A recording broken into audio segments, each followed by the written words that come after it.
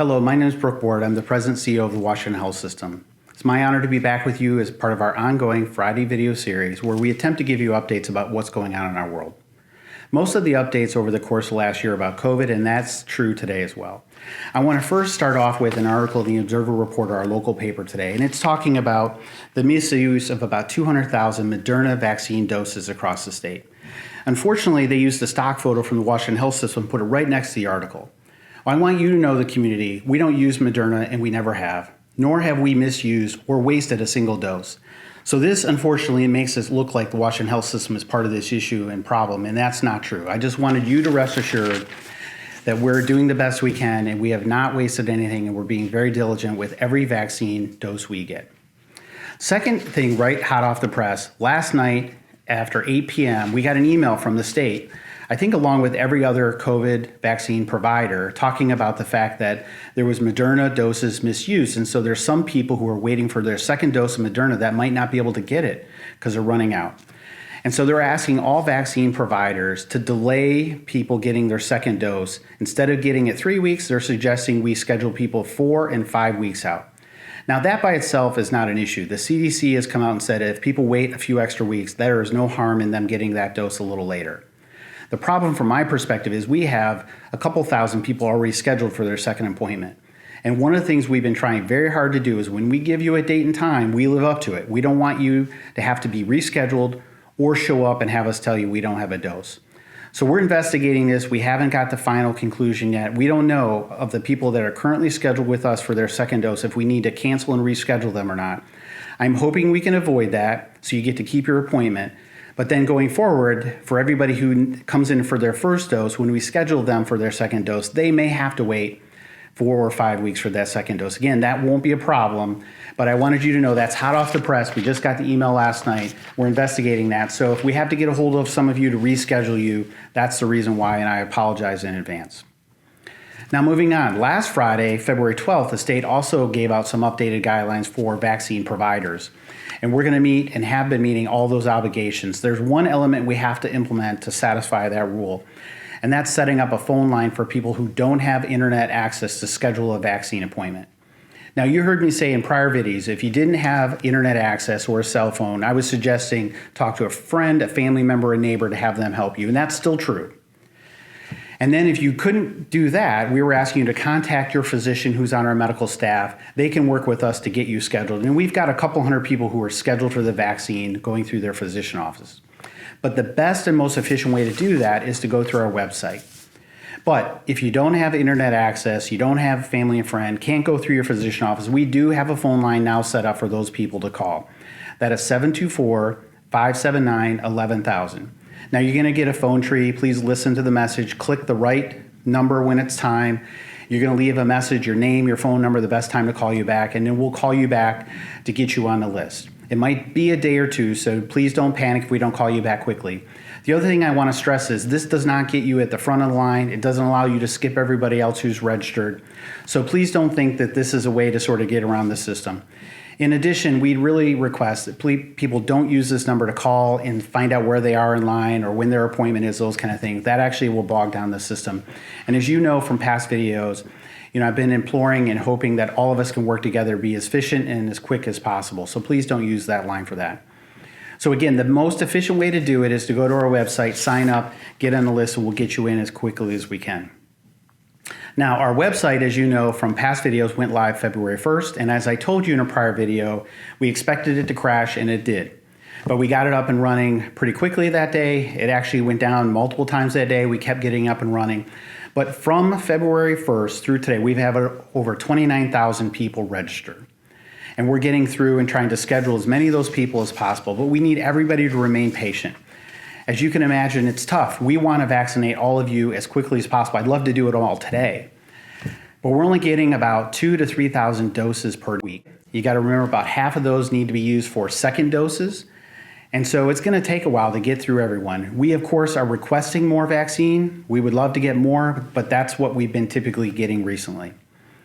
Now, with all that in mind, we're getting ready to expand our vaccination clinics. As you know, we've been operating 2 clinics since the beginning of January or mid-December. We have one down in Waynesburg in the hospital, and we had one up here at the Washington Hospital in Washington, Pennsylvania.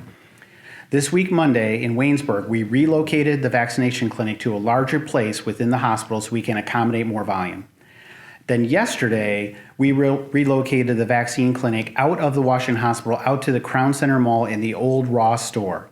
So we have a huge space out there now to do vaccination. And then on Monday, we're going to be opening a vaccination clinic up in Peters Township that we're going to be operating as well. So after the Monday, we'll have 3 sites: Waynesburg, Crown Center Mall in Washington, the Rec Center up in Peters Township. That if we get enough vaccine, we can run Monday through Saturday, 9 hours a day, and we could easily get 8,000 vaccines done per week and maybe more. But again, we're only getting 2,000 to 3,000 vaccines per week. And so we're ready, we're ramped up, we have lots of capacity. We just need to get the vaccine to help take care of you. Now, when you get your appointment, please remember, we're going to base that appointment based on your request, on time of day, your preference, the location, all those kind of things. But when you get your appointment, your email, if you've already gotten the vaccine somewhere else, within the email, there's a spot, a link. If you want to cancel, you can click the link, cancel your appointment so that we can give that slot to someone else. If you haven't gotten your appointment yet, but you've already requested one from us and you don't want it anymore, don't need it, you can go to our website, go to WHS.org/COVID, and if you scroll down, there's a spot there called Appointment Cancellation Form. You can fill that out, and we'll take you off the list. That'll help free up a spot for someone else as well. Now, when you come in for your COVID vaccine appointment, please remember, wear a mask, social distance when you come in. All of the rules apply, even though you're in the vaccine clinic. If you need reading glasses, please bring them with you. There's some registration forms you have to fill out. And you might want to wear loose-fitting clothing so you can pull up your sleeve to get your vaccine. Now, for those people who need transportation, we have great news for you here. We have heard from a number of people who don't have a ride, don't have a car, and are struggling to get to the vaccination sites. So we've had a lot of conversation about that. I'm happy to report the Southwestern Pennsylvania Area on Aging has teamed up with the Greene County and Washington County Commissioners and the transportation companies to set up a process for people who really need it. They can get a free shared ride to the vaccination clinic. So this is great news for those people who are struggling with how to get to the vaccine site. Now, unfortunately, we can't call and schedule or cancel the ride for you. You'll have to do that yourself. And remember, don't call to set up the ride until you get your appointment date and time from us. It's not going to do you any good to set up something when you don't have an appointment.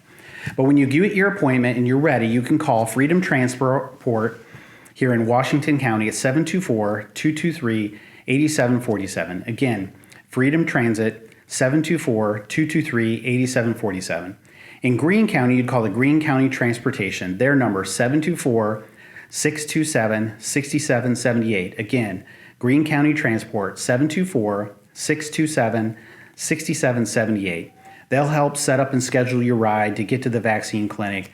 This is a great service by them. I'm happy the county, the Area Agency on Aging, and our commissioners have all worked together to try and set up these free rides for those people who need it.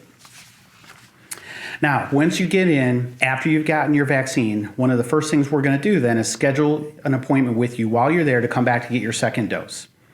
And then we'll have you sit for 15 minutes while we can observe to make sure you don't have a reaction. Most people don't, and then you're on your way. Now, following that, when you get home, you may have a reaction to the vaccine. That actually is a good sign. It shows that your body is reacting to the vaccine and helping create antibodies to respond to that. That's your normal body process. Some of the common effects that you might feel would be pain or swelling at the injection site, fever or chills, tiredness, and a headache. That's pretty common. Now, there are some more serious side effects. Those are pretty rare, but this is what most people experience and feel.